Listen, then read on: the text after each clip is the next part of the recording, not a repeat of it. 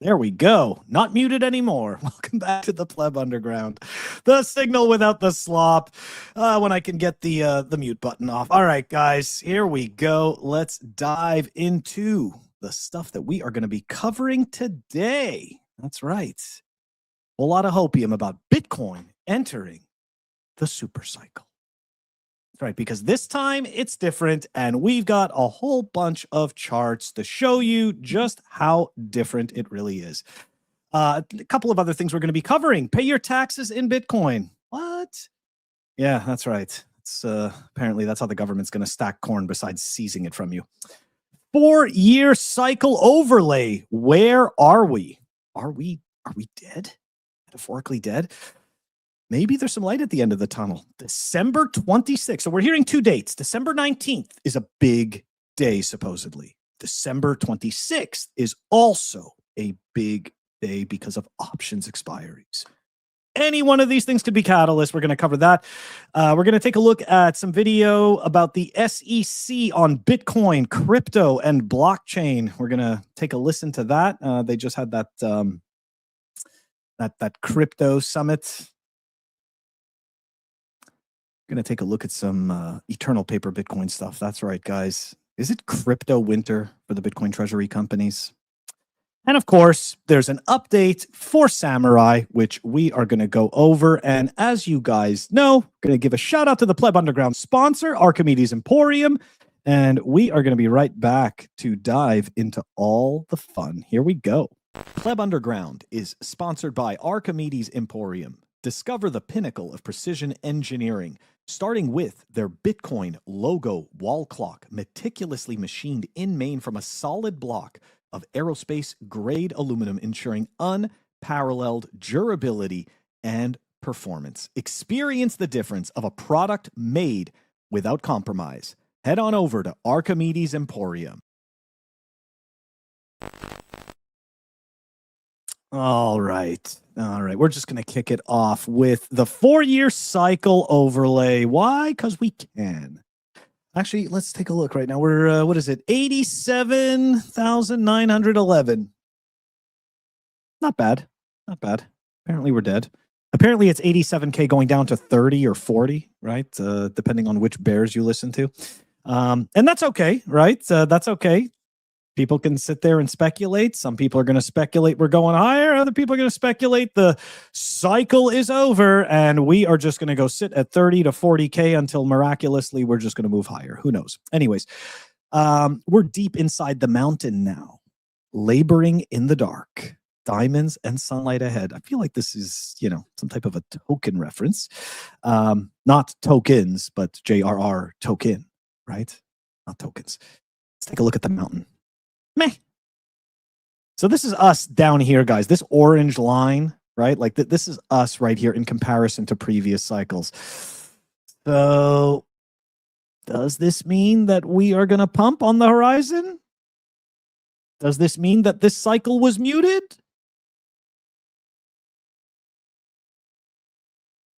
If I wanted to lie, I would just sound way more confident and tell you why it's not over and then point to a whole bunch of stuff. But yeah, even I'm not really sure. So Fidelity reports that Bitcoin's 4-year cycle may be over. That's right. More Fidelity hopium, guys. Investors believe we could be entering the super cycle. There it is. There it is. We've got Fidelity, who, by the way, has been mining Bitcoin since 2017 and who has been a proponent of Bitcoin for a lot longer than most of the other major financial institutions. And they're saying this time it's different. I accept your hopium, Fidelity. I accept your hopium. And here we go. Let's take a look at the chart. Could it be over? It's looking pretty good. It's looking pretty good. Maybe if we had a couple more lines, I'd feel a lot better. Get some lines going up, be a little more confident about this. Who knows? Who knows? Anyways, look. Also, more reasons why this time it's different. And we're going to pump. From this account, JV_finance, the last time Bitcoin was this oversold was at the exact bottom of the 2019 bear market. Does everybody know what happened next? How about 3,500 up to 70K? Well, 69 and change. That's what happened next. Yeah. Well, actually, first we had COVID, and then we started to go up. We got to about like 14 or something like that. Then the world shut down, and then we sunk back to the 4K range before we ripped all the way to 70K. Okay, so a bit of misinformation on my part there, but you get the drift. You get the drift. Right now, the sentiment is that we are going nowhere. It's going straight to zero. Hey, J-Dub, thank you. I appreciate it. Say Z-Logic. Let's see what's happening here. What are you saying? Haven't recovered from the price levels of the core version 30 release. Haven't heard many mention this very come on, Z-Logic. Are you really think that this has to do with core version 30? Anyways, okay. To each their own. I don't think it has anything to do with that. And let me ask you this. When Bitcoin inevitably no, I know you're not saying it is, but is there really any correlation there? You really do you honestly think that like Fidelity and BlackRock and all those people that are producing paper Bitcoin products, do they actually care, right, about JPEGs and shit like that? I don't know. But I'll say this, right? What happens inevitably when Bitcoin does make new all-time highs and version 30 is still out there? Like what happens then, right? Like the narrative is obviously going to change, And the other thing I was thinking of is this, right? If JPEGs are really what kills Bitcoin, did we ever really have Bitcoin? Like, I don't get this. It's anyways. And again, you know me, Z-Logic. I'm not a proponent for this crap. JPEGs are just absolute fucking nonsense, and I have no desire to shill them or any of that stuff. But I just don't. I just see this as a nothing burger. Anyways, yeah, no decentralization. That's another thing too, right? We've got minor centralization as well. That's bloating node costs. When you say bloating node costs, like what are you thinking? Because I mean, right now I'm running a Raspberry Pi 4. I have a 2 terabyte hard drive, and I'm not getting what is gonna actually cost me more. Right? Like I might have to buy a hard drive in 2 years from now, 3 years from now. Anyways, that's okay. Yeah, that I don't. I also. Yeah, the Rex to run a full node are continuing to ramp up. Yeah.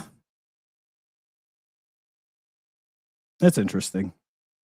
It's definitely an interesting scenario. I just don't buy that JPEGs are going to kill Bitcoin, because if they do kill Bitcoin, then Bitcoin isn't it. It just isn't it. And anyways, all right, we're going to go off of that one. I appreciate it though, Z-Logic. I definitely think this whole thing is a mess and just a total fucking psyop. But yeah, let's continue. Let us continue. Okay, so here we go, guys. This is like the major. Of course it's worth mentioning. Absolutely. That's why it's good to have the conversation, It's just because we've talked about this stuff so much already, and it's just like I feel like it's gone absolutely nowhere. And at this point, right, where people are on Twitter talking about censoring transactions, it's like, come on, this isn't Bitcoin. Like I don't think the JPEGs is Bitcoin. I don't think censoring transactions is Bitcoin. But guess what? I'm not an arbiter of truth. So anyways, all right, back to the hopium. And of course, Z-Logic, we're going to see how that all plays out. I'm curious, right? I'm curious to see how it plays out. Bitcoin's Christmas present. Okay, that's it, guys. Here we go. This is where it's going to get amazing. Here's the setup, right? And this is from David_ENG All right, so there you go. He's got the creds. Okay, he's got the creds. You can listen to him. Bitcoin is trading around 89 to 90K, quietly compressing volatility. So this serves my purpose of hopium, because I've been talking about how we've just been in this flat line since December 2024, this massive year-long consolidation, right? Anyways, this calm is not organic. No, it's mechanical. A massive December 26 options expiry is acting like a lid on the price. Oh man, it's the coil. It's the coil that's winding, and it's going to pop. All right, so here's the upside gift. Here we go. If spot holds above 90K and breaks 100K with volume, dealers must buy a hedge short calls. Okay. Price acceleration follows. Okay. targets 100K to 110 to 112K with upside extension if momentum feeds itself. That just sounds like some opium. It's a textbook setup. Volatility suppressed by design, then released by the calendar. The takeaway, Bitcoin's Christmas present is not a price today. It is the removal of the force holding the price still. Once the wrapping comes off, the movement follows.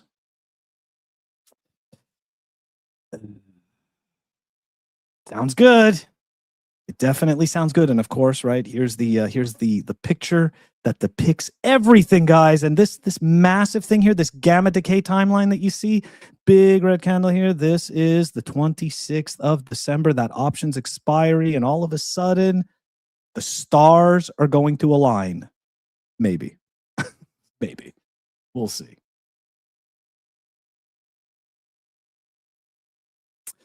All right, guys. Would you actually pay your taxes in Bitcoin? I've thought about this. I get it, right? Because there's the other instance where you may sell Bitcoin to then pay your taxes, and now you're incurring capital gains tax. I mean, this to me just seems like it's like low-level fruit for the government to take your Bitcoin, right? Like that's what this is. I don't know. I don't know. Not a big fan of that. Definitely not a fan of that. What do you guys think? Do you pay your taxes in that?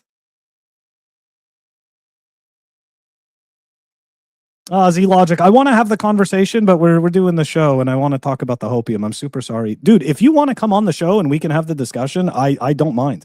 I'd be happy to have it, honestly, you know? Yeah, absolutely. Absolutely. Let's definitely do that. I like that.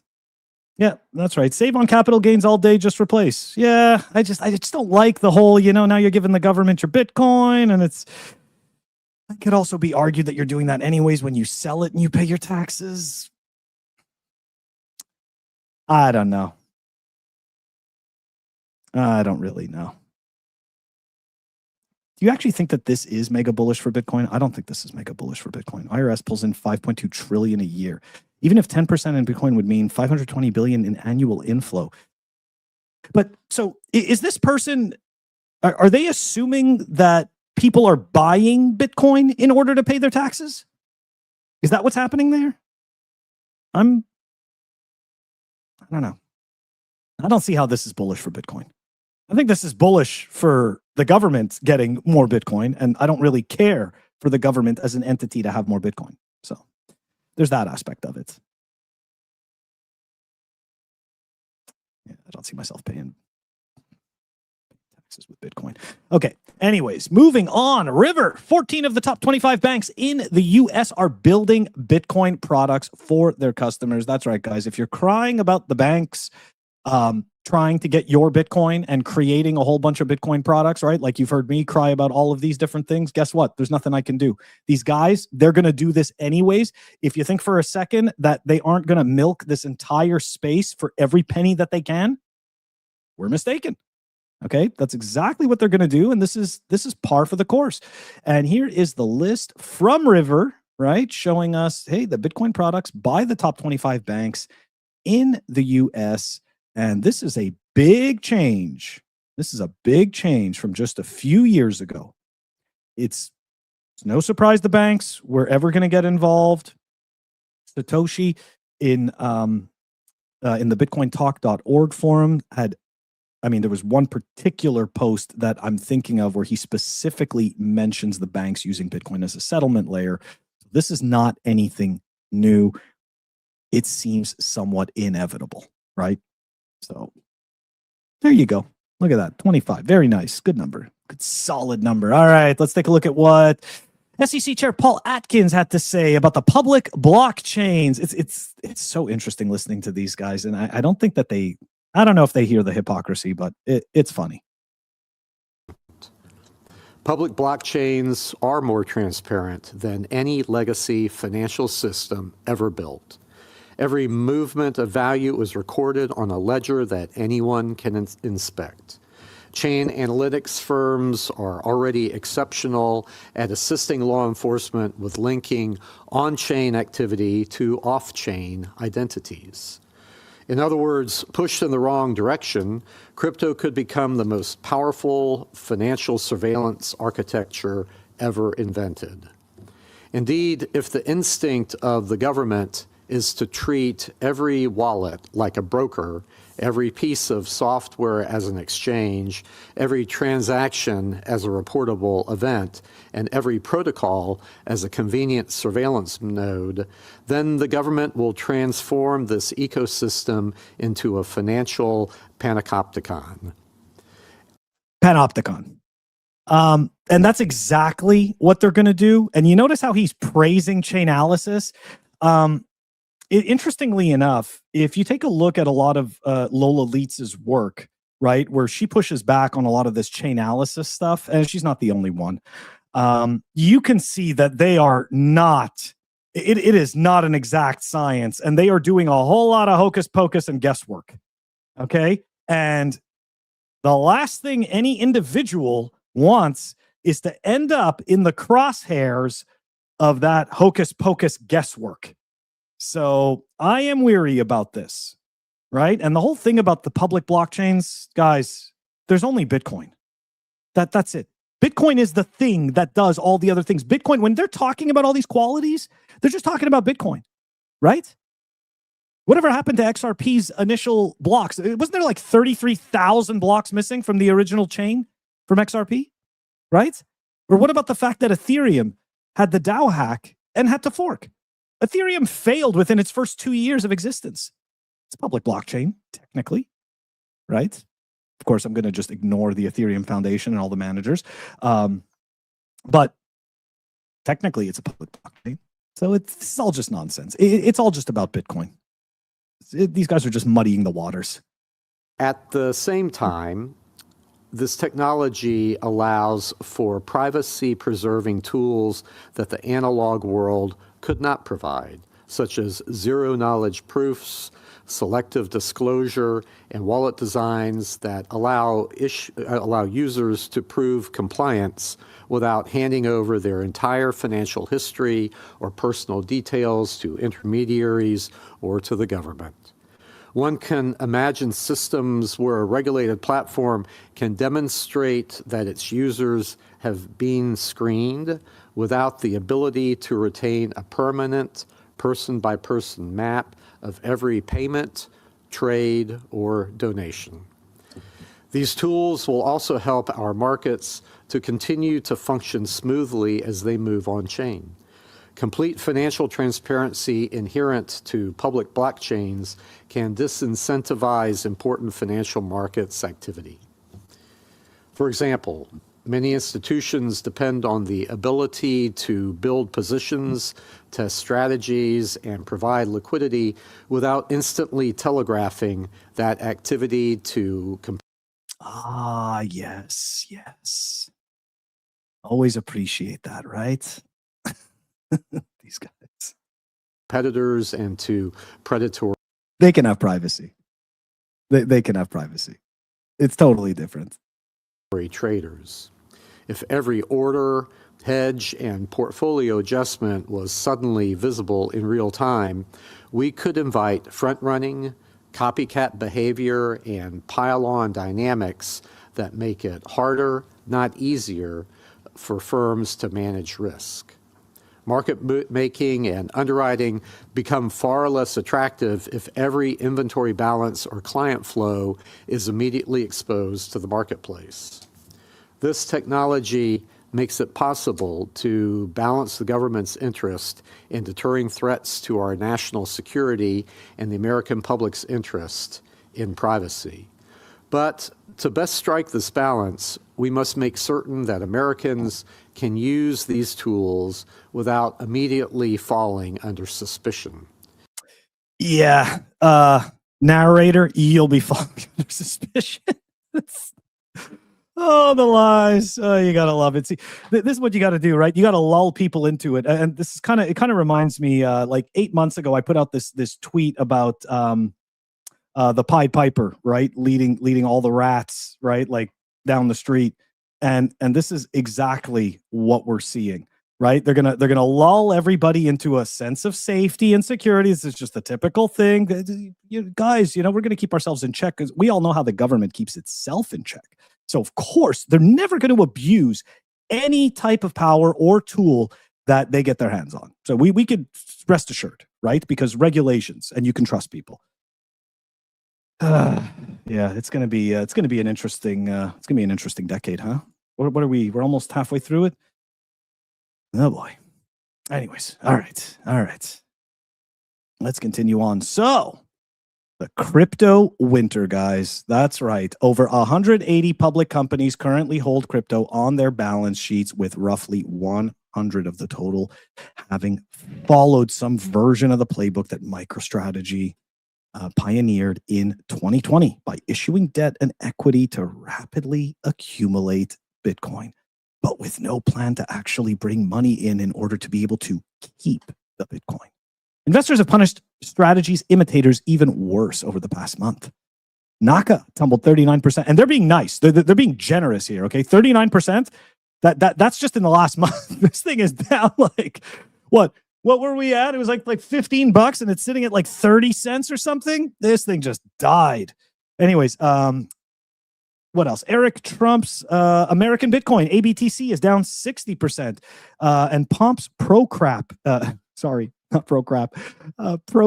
Financial, BRR, has fallen 65%. That's a Freudian slip, huh? Restructuring and stronger players acquiring weaker ones are possibilities. Yeah, that's pretty much what's going to happen, because most of these companies can't actually afford to hold Bitcoin.